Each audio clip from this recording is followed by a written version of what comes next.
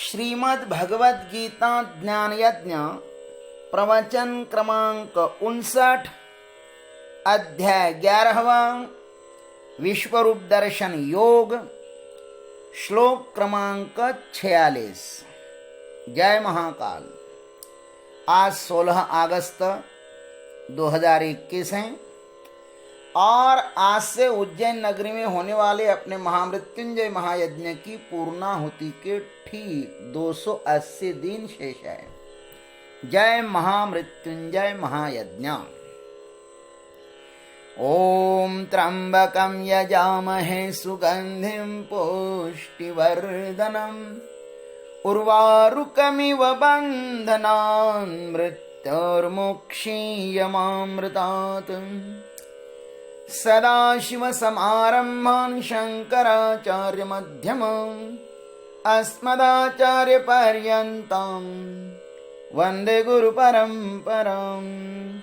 नमः चिन्मयदेवाय तेजोमयाय धीमहि सुबोधानन्दरूपाय नमः पुरुषोत्तमाय च।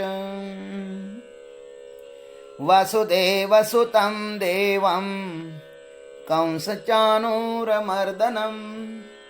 देवकी परमानन्दं कृष्णं वन्दे जगद्गुरुम्। ओम तत्सत्। इस 46वें श्लोक में भी अर्जुन भगवान को चतुर्भुज सगुण सौम्य रूप दिखाने की प्रार्थना करते हैं। अर्जुन को ये चतुर्भुज रूप बहुत अच्छा लगता है। आइए अर्जुन की भाषा में।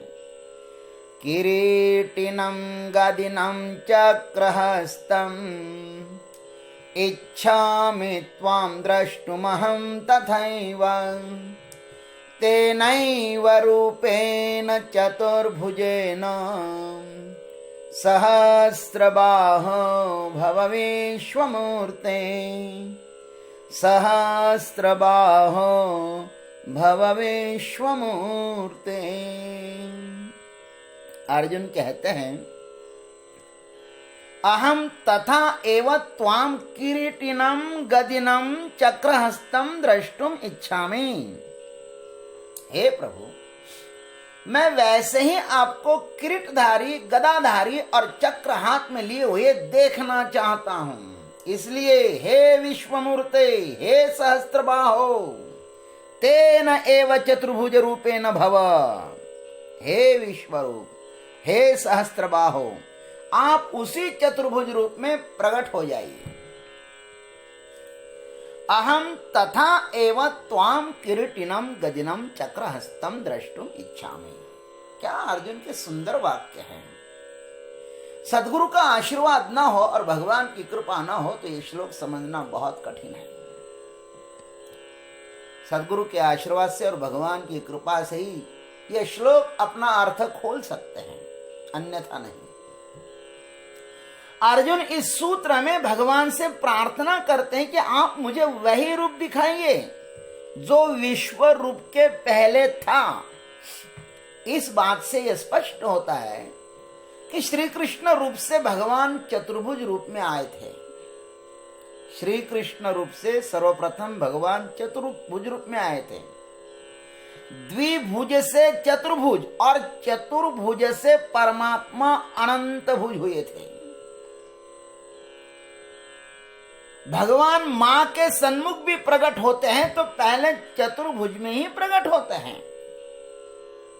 देव की मां के समक्ष भगवान चतुर्भुज रूप में ही प्रकट हुए थे।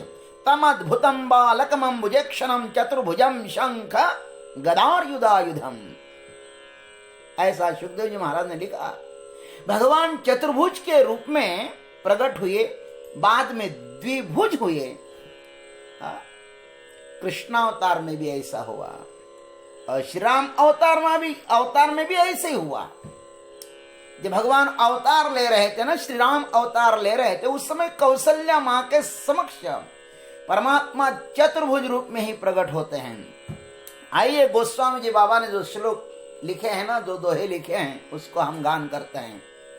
भय प्रगट कृपाला दीन दयाला कौसल्या हितकारी हर्षित महतारी मुनिमानहारी अद्भुत रूप विचारी लोचन अभिरामा तनु घन श्यामा निज आयुध भुज चारी भूषण बनमाला नयन विशाला शोभा सिंधु खरारी माता पुनि बोली सोमति डोली तजहु तात यह रूपम की जैसी सुलीला अति प्रिय शीला यह सुख परम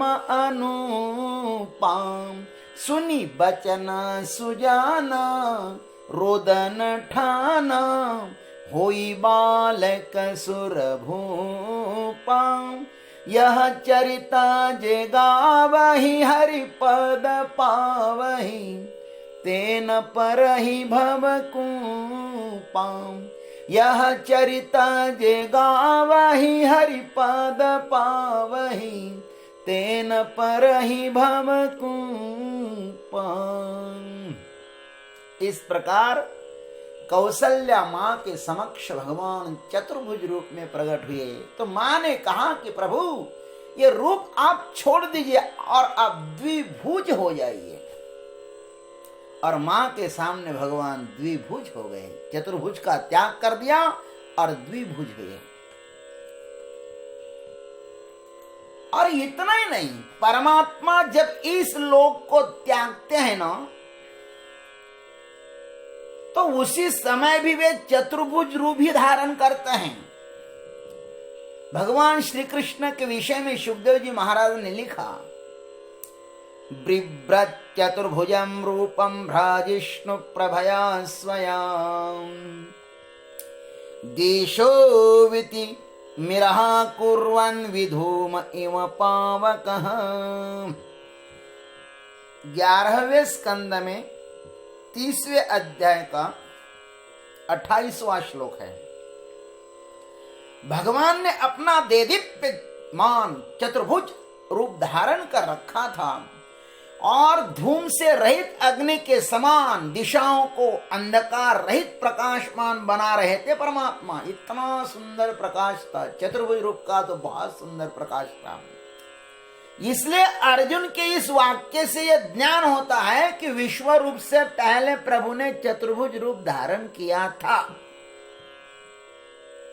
भगवान ने किरीट पहना हुआ था और 2 हाथ में गदा और चक्र था और 2 हाथों में घोड़ों की बागडोर थी। यह स्वरूप था प्रभु का उस समय। किरीट के द्वारा धर्म की संस्थापना करते ही,